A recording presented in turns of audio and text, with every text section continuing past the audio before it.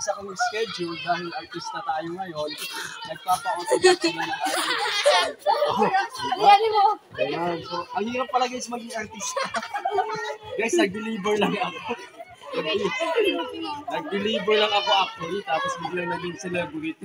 O saan ka pa? Ito guys, yung mga naging estudyante ko yung back then. Bakit sa lang sila? Masa na?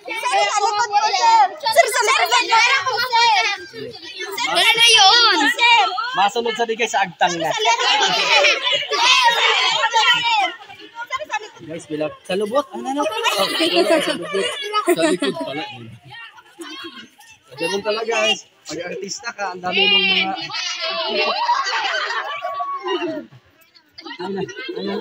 Ay na utang kasi matusok ka. Ano yun? Sige yan. Ano yan?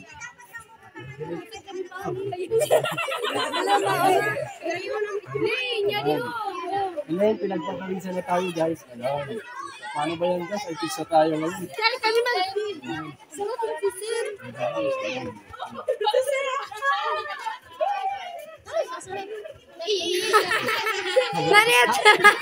Manito na surat sir. So guys, yung iba dito, yun yung mga workers natin sa shop ni Antonio. Sila yung mga tumutulong katulad ni Elaine yung nagbibigay sa atin. So yan. So guys, ang hirap pala guys maging artista. So artista na yan. Diba? So salamat po sa mga bibili ng album natin. Photo album. Okay yan. Hindi na talaga nangyari. Sir, paano man lagod po, sir? Ay, Baba, sir. Ay, wait lang. Ay, mapaparoon ka pa pala. Kala ka pa.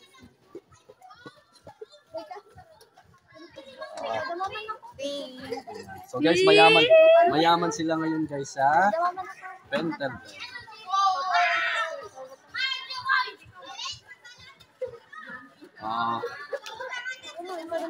Ma'am Risa, ang hirap pala maging celebrity. Ay, ano po? Dumaman ako sa... Ay, ng Pentel pen. Dumaman ako pentel pen. Sino na? Okay na guys, wala na. Oh, okay. So guys, pinagpawisan tayo. Bonggang-bongga. Tingnan natin ta.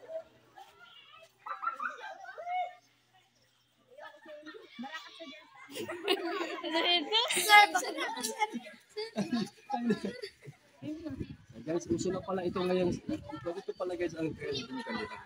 Mga interview. Sir, papirma po. So guys, nanog kami ni